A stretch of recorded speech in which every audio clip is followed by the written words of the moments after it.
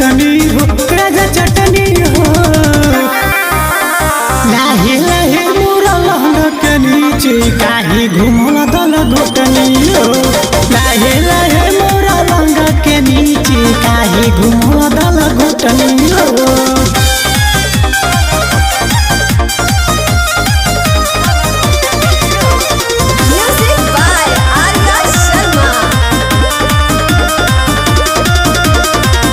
कैला घोटाई हमसे दहर देना सहाई।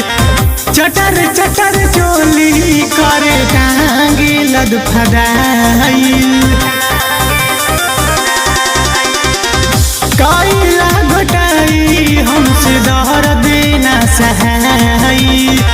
चटर चटर चोली करे टांगे लद फदाई। मठा महले खेली न खेल रते खाए के परी दवाई हो दवाई हो दवाई हो। लाहे लाहे मोरा लहंगा के नीचे काहे घुमला दल घोटनी हो। लाहे लाहे मोरा लहंगा के नीचे काहे घुमला दल घोटनी हो।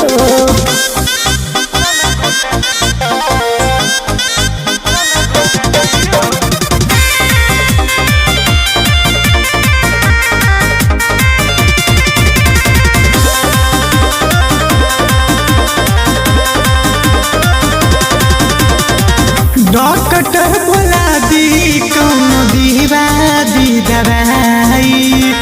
दुखता शरीर हमके दर्द बढ़ जाई।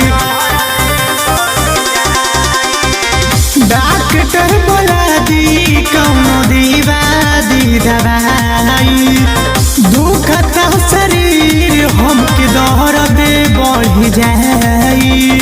राजा दिनेश रात कैला ना बेस्ट ढिल कसत में रात कटनी हो कटनी हो कटनी हो। लाहे लाहे मोरा लहंगा के नीचे काहे घुमला दल घोटनी हो। लाहे लाहे